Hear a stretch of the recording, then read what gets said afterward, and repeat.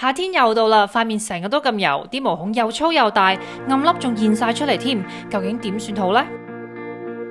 其實夏天護膚好簡單，最重要就係每日2次使用簡單嘅3個步驟進行基本護理，就可以輕易擁有完美肌膚。首先，第1個步驟就係潔淨肌膚啦。潔面液可以有效而溫和咁去除面上嘅污垢及多餘嘅油脂。不同嘅配方適合不同嘅肌膚需要，清潔後既清爽亦唔繃緊。跟住就到第2個步驟，清理皮層。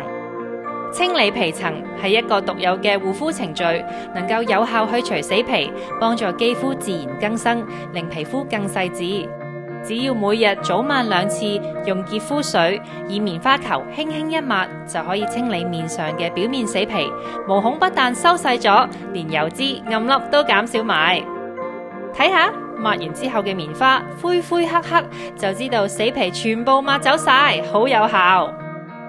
最後第3個步驟就係滋潤肌膚。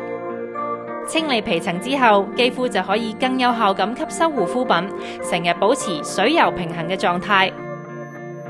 每日早晚3個簡單步驟，好容易皮膚就會變得更靚、更健康噶啦。潔淨肌膚、清理皮層、滋潤肌膚，3個簡單嘅步驟，只需要3分鐘，令你輕易擁有完美肌膚。